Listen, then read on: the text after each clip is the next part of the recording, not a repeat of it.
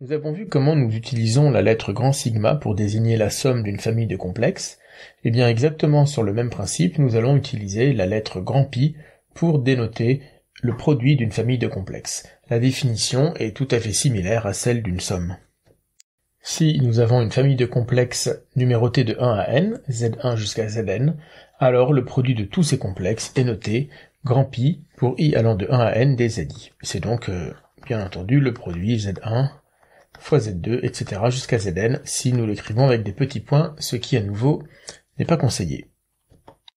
Remarquons que, comme dans le cas des sommes, par convention, si nous avons un produit vide, c'est-à-dire que, par exemple, nous avons le produit pour i allant de 1 à 0 de zi, alors comme il n'y a aucun entier dans l'intervalle 1-0, c'est un produit d'aucun terme.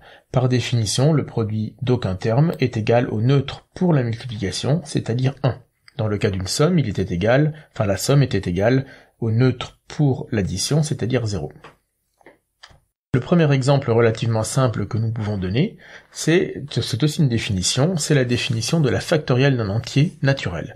Si n est un entier naturel, on va poser factoriel n, ce qui se note n suivi d'un point d'exclamation, égal au produit de tous les entiers de 1 à n.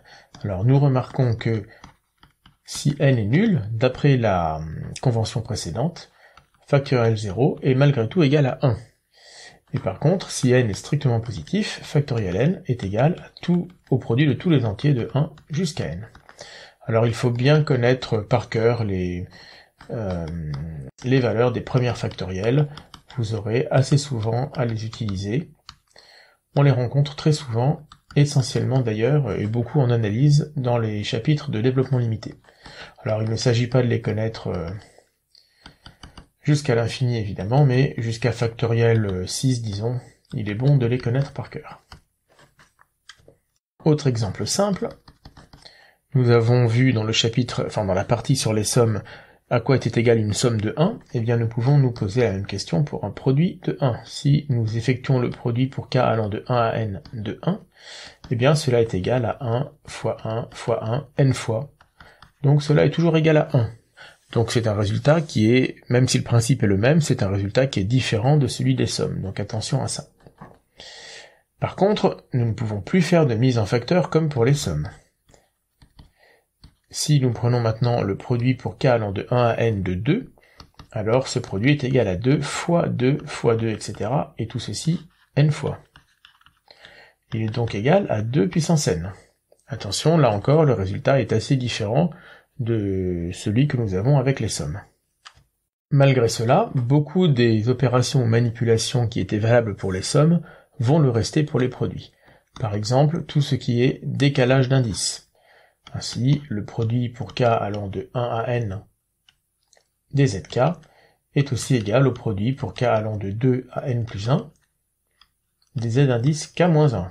Ou, si l'on veut faire un décalage dans l'autre sens, le produit pour k allant de 0 à n-1 des z k plus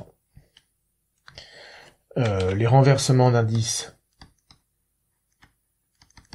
restent tout à fait similaires.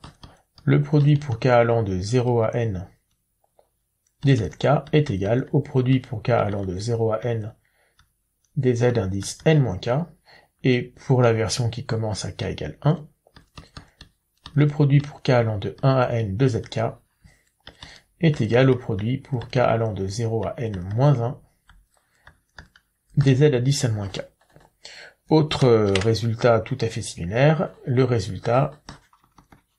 la formule en tout cas de simplification télescopique.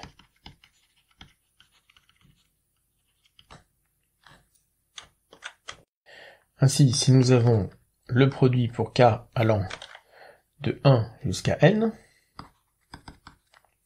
alors attention maintenant, le télescopage va se faire pour une opération de division et non plus pour une opération de soustraction.